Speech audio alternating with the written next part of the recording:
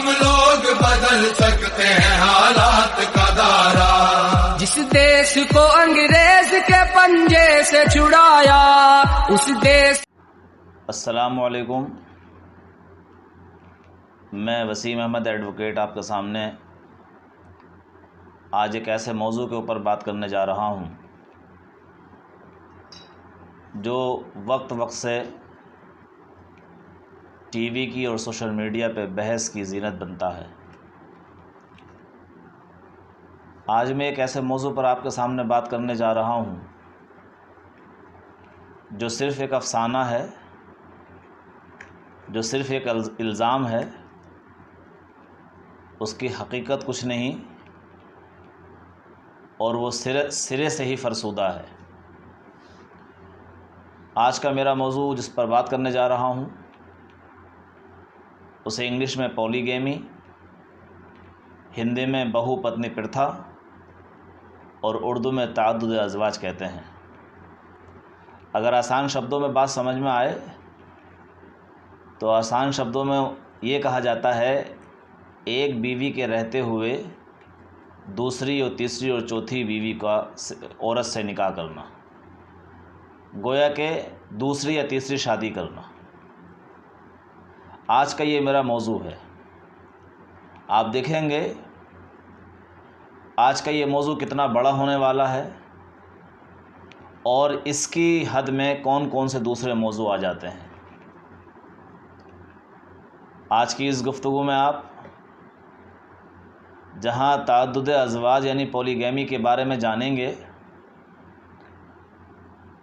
तो इसी मेरी गुफ्तगू के अंदर मुस्लिम अपीज़मेंट भी आ जाएगा और आज की मेरी इसी गुफ्तगू के अंदर कॉमन सिविल कोर्ट की बात भी आ जाएगी। अज़ीज़ दोस्तों और साथियों, आप जानते हैं कि कदीम दुनिया में प्राचीन काल में मर्दों के पास एक से ज़्यादा 2, 3, 4, 5, 17, 18, 20, 16,108, 1 लाख पूत, 1.25 लाख नाती, राजा महाराजाओं की बीवियां एक से अधिक हुआ करती थी और ये कोई समाज के अंदर बुराई की बात भी नहीं थी। इसी तरीके से आप क्रिश्चियनिटी में देख लीजिएगा, वो भी जो है पॉलीगैमी को, बहुपत्नी प्रथा को बुरा नहीं मानते और कदीम ज़माने से उनके यहाँ भी चला आ रहा है और औरत एज ए टूल यूज़ हो रही थी और ये भी नहीं मालूम था कि एक मर्द के पास में कितनी कितनी बीवियाँ हो गई थीं। अभी मैंने जो 2, 4, 5, 6, 8, 10 ये बातें कही हैं, इनका तो मेरे पास सबूत भी है, लेकिन एक बड़ी दुनिया ऐसी थी जहाँ पर औरत मर्दों के हाथ की कठपुतली बनी हुई थी। जब इस्लाम मोहम्मद अरबी सल्लल्लाहु अलैहि वसल्लम मक्के में पैदा हुए और आप नबी बनाए गए तो ये रिवाज वहाँ भी राइज था। अरब के लोग भी एक से अधिक पत्नियाँ अपने पास में रखते थे और अगर मैं इस अंदाज से कहूँ कि ज़िना की एक प्रवृत्ति बनी हुई थी प्राचीन लोगों में। जब मोहम्मद अरबी सल्लल्लाहु अलैहि वसल्लम लिखा नबी बनते हैं और आपके ऊपर कुरान नाजिल होता है और कुरान की खुसूसन ये वाली आयत नाजिल होती है, फ़नकिहू मा ताबा लकुम मिनन निसाई मसना व सुलासा व रुबा फ़इन खिफ्तुम अल्ला तादिलु फ़वाहिदतन, तो इस आयत ने आके उन बेलगाम लोगों के ऊपर एक लगाम लगा दी और ये कहा कि तुम शादी करो 2, 2, 3, 3, 4, 4 यानी 2 से या 3 या 4, और अगर तुम इन बीवियों के दरमियान में इंसाफ कायम ना कर सके, इनके दरमियान में तुम्हारे इंसाफ का पलड़ा किसी एक की तरफ झुक गया तो आपके लिए शादी करना कोई ये ज़रूरी नहीं है, बल्कि आप अपनी एक पत्नी पर ही, एक बीवी पर ही इक्तिफ़ा करेंगे। फ़वाहिदतन, एक ही काफ़ी है आपके लिए। तो मोहम्मद अरबी सल्लल्लाहु अलैहि वसल्लम ने बहुपत्नी प्रथा के ऊपर एक कदगन लगाया है, और वो जो 2, 3, 4 की इजाज़त दी गई है, ये कोई कंपलसरी नहीं है हर एक के लिए, एक इजाज़तनामा है। उसके पीछे समाज को बनाने की बहुत सारी हिकमत अमलियाँ कारफरमा थीं। मिसाल के तौर पे जैसे अल्लाह के रसूल सल्लल्लाहु अलैहि वसल्लम ने हमेशा इस बात का ख़याल रखा कि कोई औरत समाज के अंदर बग़ैर शोहर के नहीं रह सके। अगर किसी घर में कोई औरत बग़ैर शोहर के रह रही है, उसके शोहर का इंतकाल हो गया है और उसकी दूसरी शादी नहीं हुई है, तो ये बात लाजिम आ जाती थी, आज भी लाजिम आ जाएगी कि कोई शैतान नुमा इंसान उस घर को झांकना शुरू कर दे, उस औरत को सताए, उसके पीछे पड़ जाए और बदकारी और ज़िनाखोरी के लिए वो जो है मौके फ़राहम और तलाश करता रहे और उस औरत को अज़ियत पहुँचाए।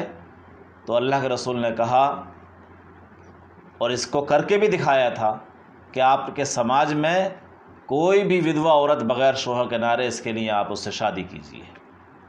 जब कोई उस विधवा से शादी कर लेता है, जब वो किसी की पत्नी बीवी बन जाती है, तो अब किसी शैतान नुमा इंसान की जो है नज़र उस घर की तरफ नहीं पड़ती, इसलिए कि वहाँ पर एक मर्द जिसने उसकी ज़िम्मेदारी ली है वो वहाँ पर है।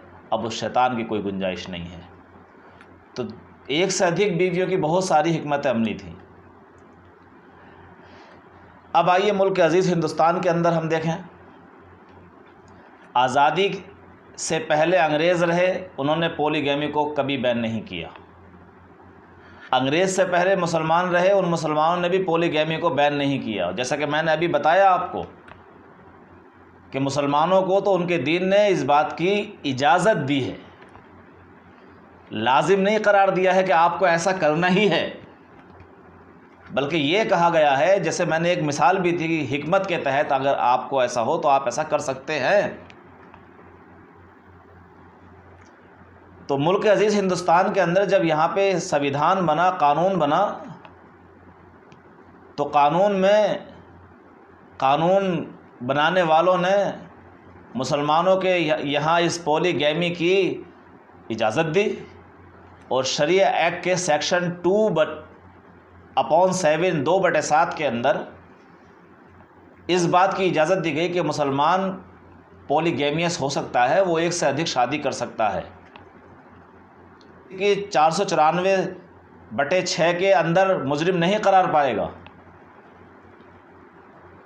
लेकिन जब हिंदू मैरिज एक्ट बना तो संविधान ने, कानून ने हिंदू भाइयों को इस बात की मनादी करी कि वो एक से अधिक शादी नहीं करेंगे, और अगर वो ऐसा करते हैं तो सेक्शन 494/6 के तहत वो मुजरिम करार पाएगा और उसको सज़ा मिलेगी।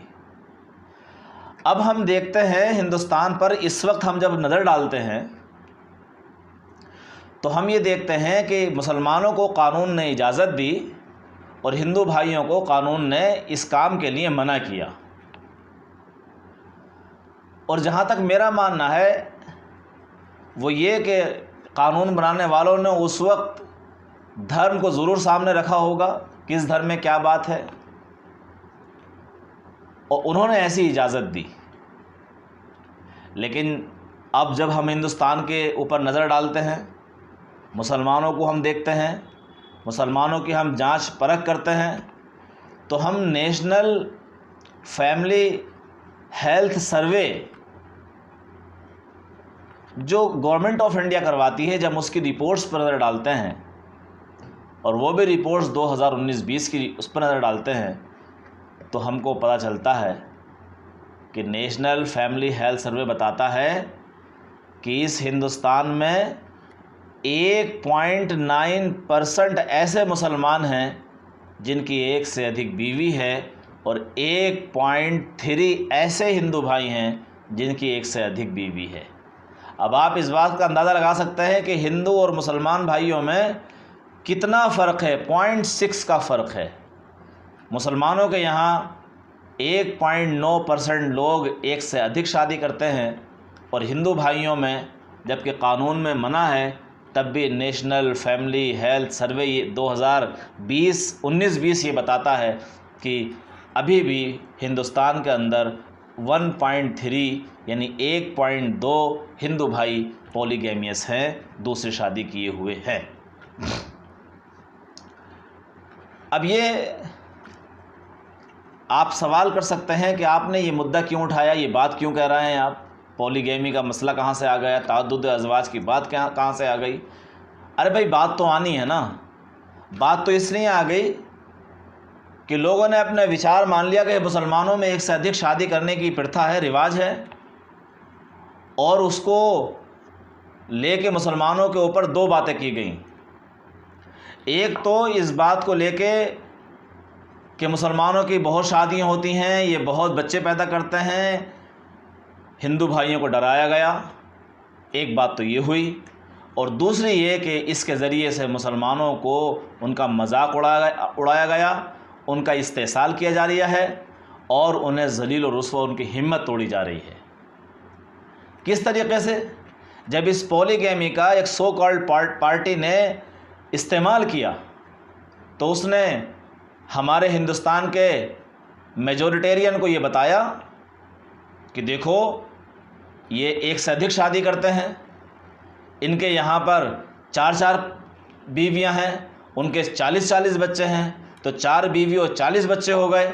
ये अपनी तादाद, अपनी आबादी बहुत तेज़ी के साथ बढ़ा रहे हैं, और ये अगर बढ़ जाएंगे तो फिर तुम्हारे ऊपर ये फिर से दोबारा मुग़ल राज कायम कर देंगे, और ये जब ज़्यादा हो जाएंगे तो तुम्हारी बहनों के साथ और तुम्हारी औरतों के साथ में जो है ये बलात्कार करेंगे, और ये कि ये तुम्हें फिर मज़दूर और ग़ुलाम बना कर रखेंगे और तुम्हारे साथ तुम्हारा इस्तेसाल करेंगे। इस तरह के प्रोपेगेंडे में हमारी मेजॉरिटेरियन को एक सो कॉल्ड पार्टी ने फंसा के रखा। इसलिए अभी भी हम जब टीवी को देखते हैं या कोई डिबेट्स होती है तो वहाँ पे एकदम धड़ से 4 बीवियाँ 40 बच्चे, 4 बीवियाँ 40 बच्चे, 5 बीवियाँ 25 बच्चे, 4 बीवियाँ 40 बच्चे, इस तरह के आप जो है कभी भी ताने और तशनी सुन सकते हैं।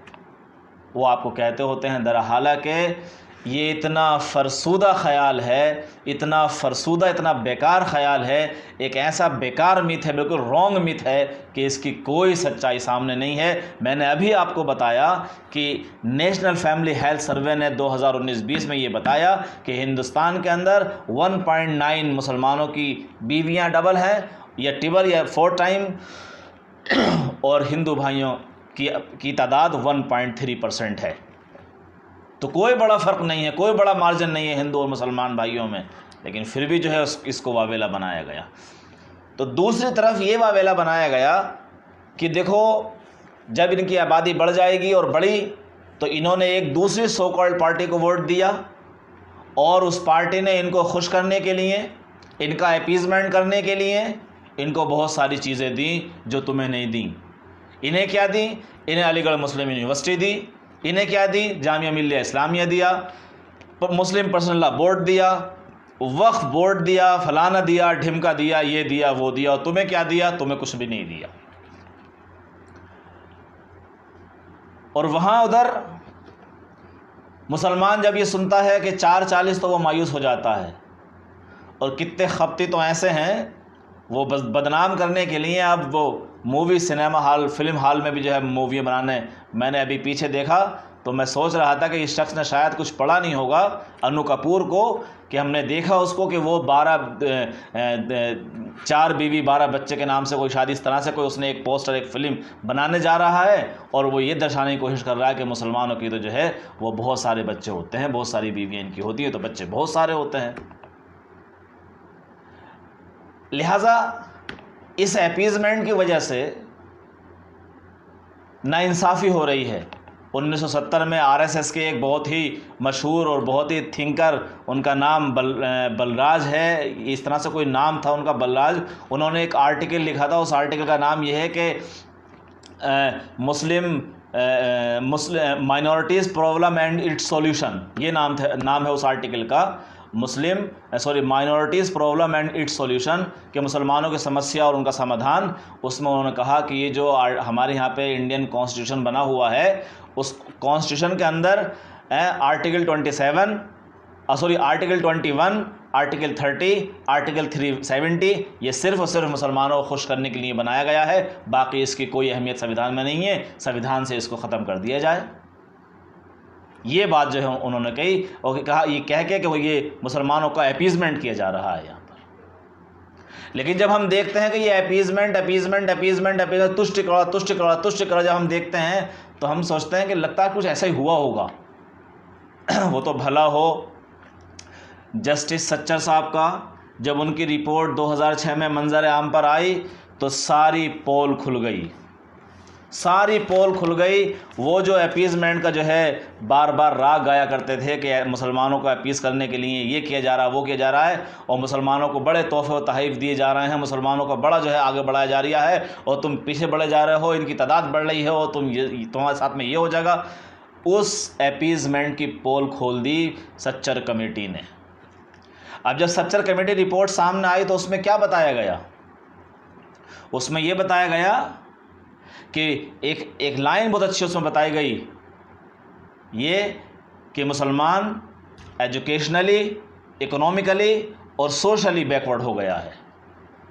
बैकवर्ड ही नहीं बल्कि हिंदुस्तान के सबसे नीचे पायदान पर पहुंच गया है, तालीम के मैदान में भी, समाज के मैदान में भी, और आर्थिक स्थिति के मैदान में भी वो सबसे निचले पायदान पर आ गया है। जब ये रिपोर्ट सामने आई और ये 3 जुमले कह के, ये 3 सेंटेंस बातें कह के, ये 3 वर्ड बोल के कि एजुकेशनली, सोशली और इकोनॉमिकली, तो फिर उसके बाद में वो सच्चर कमेटी रिपोर्ट्स ने सर्वे रिपोर्ट भी पेश की थी, और आज भी स्थिति जस की तस है। और ये बताया कि IFS के अंदर, इंडियन फॉरेन सर्विस के अंदर मुसलमानों की तादाद महज 2%, IAS के अंदर मुसलमानों की तादाद 3%, IPS के अंदर मुसलमानों की तादाद 4%, रेलवे में 4.4%, पुलिस कांस्टेबल में 6%, सेंट्रल सेफ्टी के मेयार पे 6.6%, जबकि दूसरों वालों को 42%। बैंकों में पहुंच जाओ तो रिपोर्ट सामने आई, बैंक सिर्फ 2/3 ही मुसलमानों को लोन देते हैं, और बाकी लोन माइनॉरिटी के दूसरे लोगों को दे देते हैं, जिसमें सिख आते हैं, जिसमें जैन आते हैं, जिसमें पारसी आते हैं, इनको ट्रांसफ़र कर देते हैं, और मुसलमानों के हिस्से में सिर्फ 2/3 लोन ही आता है। फिर उसी सच्चर कमेटी रिपोर्ट्स ने ये बताया कि मुसलमानों का मेयार क्या है यहाँ पे। ना इनके पास न्यूज़ चैनल हैं, ना न्यूज़ चैनल के किसी बोर्ड में इनका जो है कोई पैसा लगा हुआ है, कोई एक आदमी नहीं। चाहे जितने भी हिंदुस्तान के न्यूज़ चैनल हैं, एक भी मुसलमान का नहीं, और ना इन न्यूज़ चैनल के बोर्ड्स के अंदर मुसलमानों का कोई हिस्सा है, कोई आदमी है। ना अखबारों के अंदर, ना किसी जो कॉरपोरेट की बड़ी दुनिया है उसमें कोई मुसलमान नहीं, सब हर जगह पे ज़ीरो हैं।